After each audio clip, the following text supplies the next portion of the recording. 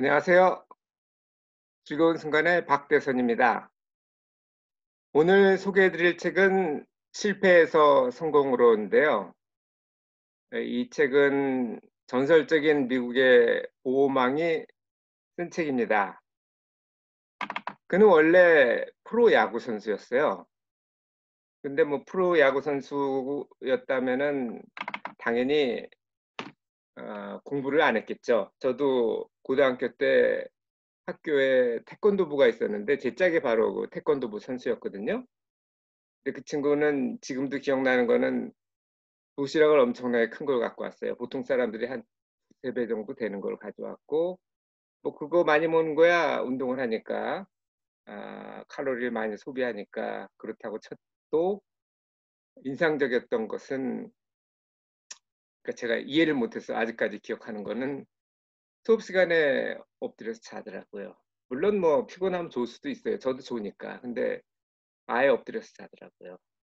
그건 뭘 의미하냐면은 운동선수들은 대부분 학교를 뭐 제 짝 같은 경우 고등학교를 졸업했지만 어, 별로 공부를 안 했다는 거고, 운동 말고는 사실 별로 할 수가 없고, 프랑크 베트너도 마찬가지였습니다. 그는 투수로서 상당히 큰 꿈을 갖고 있었지만 팔꿈치가 부상당하면서 결국은 방출되고, 보험을 했는데 뭐 보험이 쉽나요? 보험이라는 거는 보통 영업보다 조금 더 어렵습니다. 왜냐하면은 물건이라는 거는 바로 보이니까 팔기가 쉬운데, 보험이라는 거는 서비스의 일종이죠. 서비스는 보이지가 않기 때문에 이걸 이미지화 시켜줘야 됩니다. 그런데 우리나라에도 6.25 때 사람이 필요하다고 그냥 학도병 일주일도 훈련 안 시켜가지고 낙동강성선에 보내가지고 어떻게 보면 총알바지가 되기도 했죠. 프랭크도 마찬가지였어요. 아무 능력이 없던 그가 적절한 훈련도 받지 못하고 보험 영업을 시작하니까 거절을 많이 당하고, 그래서 대인기피증이 생깁니다. 대인기피증이 생기면은 보험에서는 상당히 어렵죠. 그래서 포기하고 짐을 싸려고 사무실에 들렸다가 그때 대인관계 강좌가 있었어요. 그걸 듣고 다시 변신을 합니다. 그래서 결과적으로는 어, 그가 그 강좌를 들은 다음에 한 20년 정도 은퇴하기 전 동안은 미국 탑 5 안에 항상 들었던 그런 성과를 내기도 했습니다. 그가 했던 방법은 간단하게 세 가지입니다. 물론 뭐 이 책에 여러 가지 좋은 점이 많아요. 그래서 그거는 읽어보셔야 될 것 같고, 저는 간단하게 세 개만 정리를 했는데, 그가 성공한 이유 중에 하나가 문제가 뭔지 분석을 하고, 그리고 원하는 것이 무엇인지를 파악해서 그걸 도와주기, 이 세 가지를 성취를 했다고 하네요. 첫 번째 단계를 한번 보겠습니다. 분석하기는 그가 문제가 뭐였었냐면은 대인관계를 극복하고 그 다음에도 잘 나가지를 못했어요, 한동안. 그래서 왜 그런가 했더니 그 소득이 너무 적어요. 그때 방문당 2.8불을 소득을 올렸는데, 2.8불이면 이게 80년 전 책이기 때문에 물가 상승률을 2%, 물론 2%가 넘죠. 하지만 최소화로 잡아서 2%로 해서 1.02에 80승을 하면 대충 한 5배 정도가 됩니다. 5배 정도면은 대충 한 10불, 10,000원 정도가 되겠죠. 그러면 사실 보험이라는 어려운 일을 하는 것 치고는 수입이 많지 않았어요. 그래서 조사를 해봤더니 물론 뭐 저자가 뭐 파레토 법칙이라고 얘기는 안 했지만 파레토 법칙이 그대로 나왔습니다. 이게 제가 소개시켜드렸던 4시간에서 나오죠. 내가 한 일의 20%에서 80%의 성과가 나온다.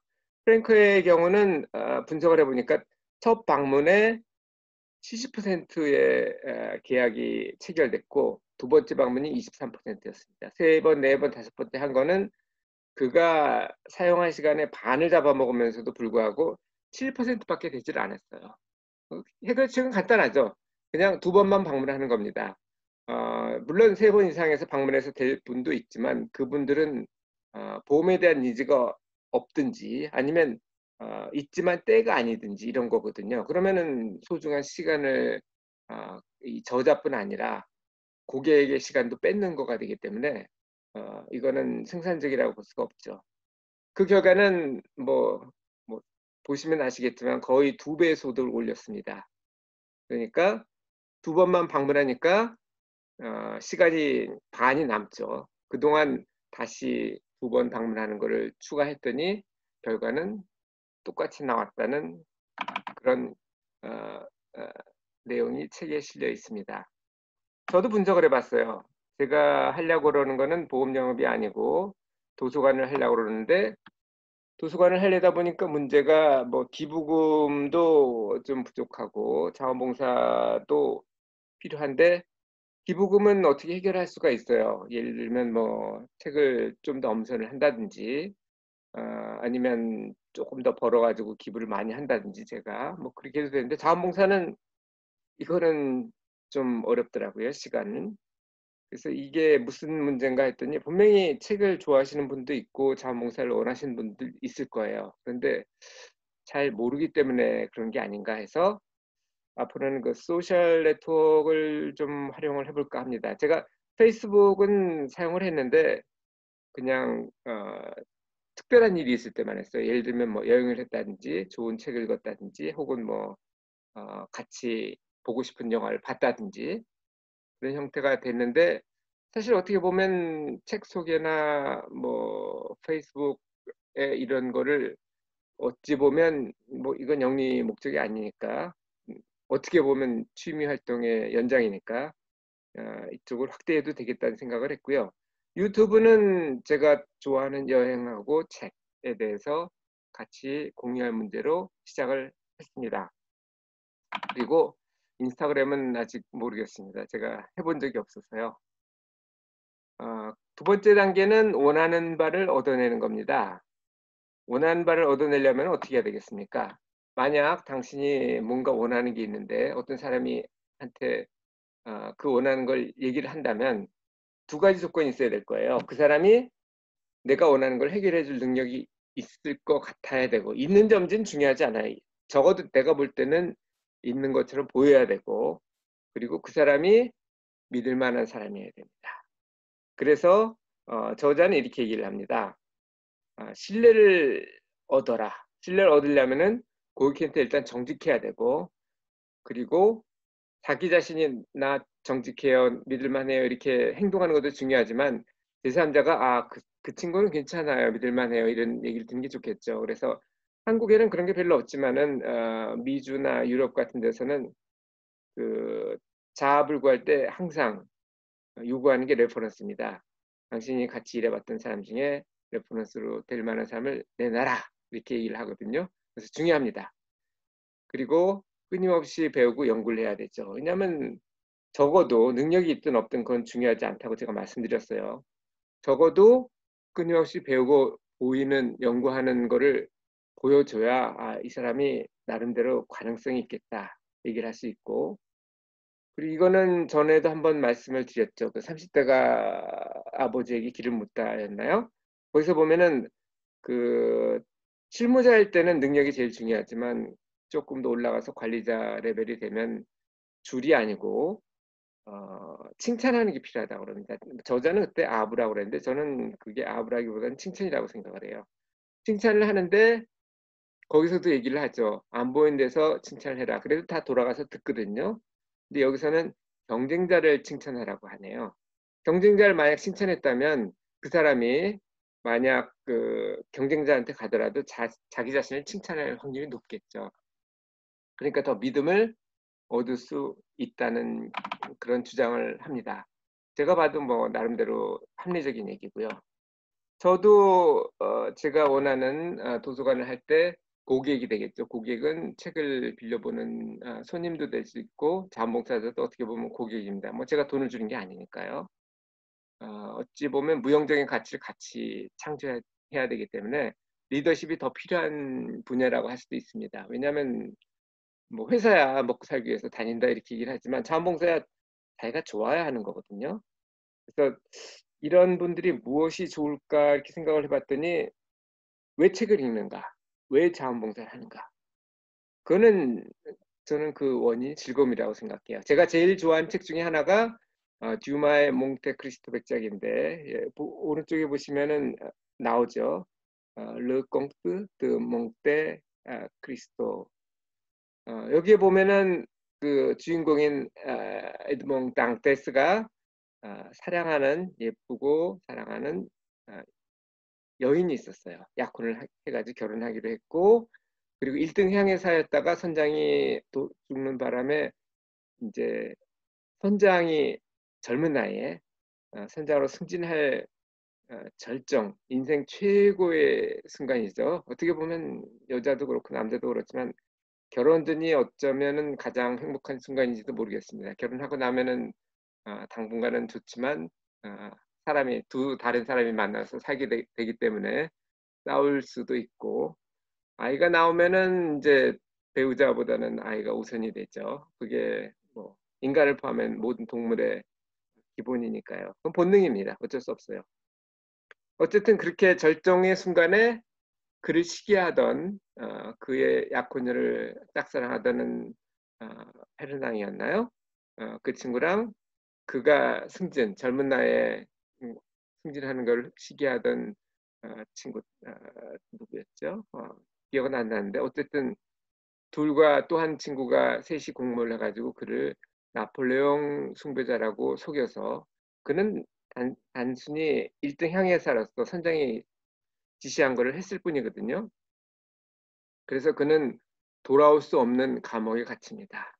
그리고 나중에 나폴레옹이 엘바 섬에서 탈출해서 복권을 했지만 금방 다시 워터루 전쟁에서 져서 죽는 바람에 거기서 나오지 못하고 계속 있었죠. 그래서 그는 이 프랑크 베트너처럼 실패의 나락에 빠집니다. 근데 만약 책이 부처님처럼 좋은 집에서 태어나서 아름다운 왕비와 아이들 그리고 만약 그가 왕이 돼서 뭐 잘 살고 잘 먹고 잘 살다가 죽었다 그러면 재미가 있을까요? 그렇다면 아마 안 읽을 겁니다. 한 번은 읽을지 모르겠죠. 하지만 여러 사람이 오랫동안 읽지는 않을 겁니다. 하지만 에드몽드 앙테스는 감옥에서 돈과 지식을 많이 가진 신부를 만나서 그에게 두 가지를 다 상속받습니다. 그리고 감옥을 탈출해서 그를 괴롭혔던 사람을 복수를 하고 그를 도와주었던 모래상사의 선주에게 난파돼서 없어졌던 배를 새로 지어서 갚기도 하고 이런 과정이 저는 인상적이었습니다. 그래서 문학을 저는 앞으로 북리뷰를 하려고 하고요. 그리고 이렇게 성공을 하려면 어떻게 해야 되겠습니까? 자기 자신 능력이 있어야 되겠죠. 그래서 자기 개발은 지금 하고 있고요. 그리고 에드몽드 앙테스가 몬테크리스토 백작이 됐던 이유 중에 하나는 돈이 많았기 때문이에요. 그래서 재테크 이 세 가지를 축으로 할까 지금 생각 중입니다. 마지막 단계는 성취를 도와야 됩니다. 저는 통신 쪽에서 근무를 했는데 기술 쪽이었어요. 그러다가 해외 통신 사업자의 그 어카운트 매니저, 그러니까 영업이죠. 영업 하시는 분한테 물어봤어요. 영업을 어떻게 해야 잘할 수 있습니까? 그랬더니 그분이 하실 말이 간단해요. 고객이 원하는 걸 알고 그걸 도와주면 된다. 이게 근데 이 프랑크 베트거의 말하고 어떻게 보면 똑같죠. 그래서 하지만 우리는 신이 아닙니다. 망할 수도 있어요. 중요한 거는 도와주려고 노력해야 되는 거고 실패를 두려워하지 말라는 겁니다. 여기 보시는 100불짜리 지폐는 벤자민 프랑클린의 얼굴이 있습니다. 벤자민 프랑클린은 우리나라에서 보면 5만 원짜리 심사임당이 있기 때문에 상당히 중요한 비중이 있는 미국에서 사람이라는 걸 알 수 있는데요. 벤자민 프랑클린은 학력이 거의 없어요. 링컨과 거의 같아요. 그냥 책을 읽어서 자수성가한 사람입니다. 그런데 그는 대단했어요. 링컨처럼 법률만 하는 것도 아니었고, 레오나르도 다빈치처럼, 뭐 레오나르도 다빈치는 아시겠지만 그림이나 조각만 잘한 게 아니었죠. 발명도 많이 했습니다. 그 친구는 뭐죠? 비행기인가 뭐 이런 것도 스케치를 했다고 그러죠. 벤자민 프랭클린도 마찬가지예요. 이 친구가 200년 이전, 그러니까 독립 전의 사람이니까, 미국이 지금 독립 200주년이 지났죠. 70년대였나요? 그런데 그때 이제 프랑클린 난로라는 걸 만듭니다. 그게 여유를 개선시켰기 때문에 아직까지 쓰이고 있고요. 거의 200년 이상 쓰이고 있다는 얘기겠죠. 그리고 뭐죠? 맞아. 그 연을 날려가지고 번개가 전기라는 것을 밝혀내고 피레침을 발명합니다. 그리고 제일 중요한, 아마 이 100달러에 올라갔던 이유가 그걸 텐데요. 미국 독립선언서 초안을 작성했어요. 대단한 사람이죠. 그런 벤자민 프랭클린도 자기 자신을 성공시키기 위해서 13가지의 항목을 만들어냅니다. 이건 사람에 따라 다 다를 수 있어요. 예를 들면 벤자민 프랭클린 같은 경우는 절제, 겸손 뭐 이런 것들이 있거든요.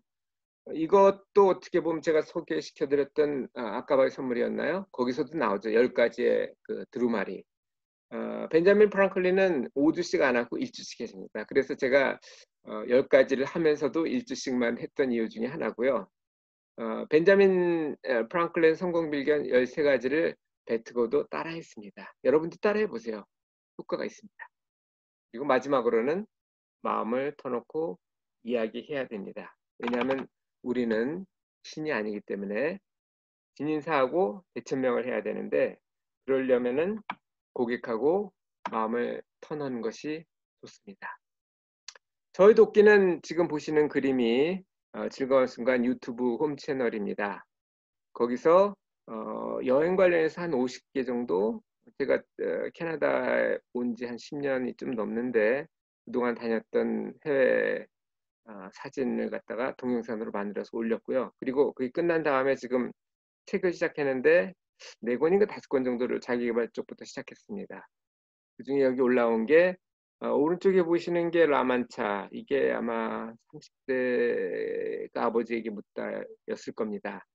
그리고 왼쪽에 있는 것이 내 안에는 거인을 깨워라, 뭐 이런 거였는데요. 이런 것들을 지금 하고 있고요. 제가 어제 조사를 해보니까 여태까지 2008년 이후에 도서관을 세우겠다고 계획한 이후에 읽은 책이 1700권이 넘습니다. 그중에 뭐 다는 아니고요. 꼭 필요하다고 생각되는 책만 지금 소개를 하고 있고요.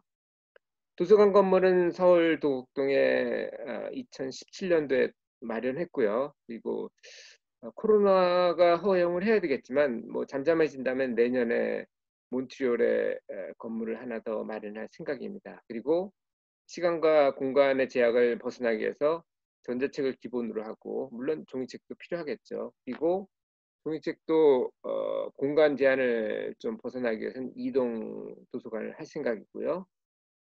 그리고 조금 더 이동 도서관을 고정화시킨 게 국제 몬트리올 쪽이 되지 않을까 지금 생각 중입니다. 마지막입니다. 여러분의 전화는 어떻게 하실 건가요?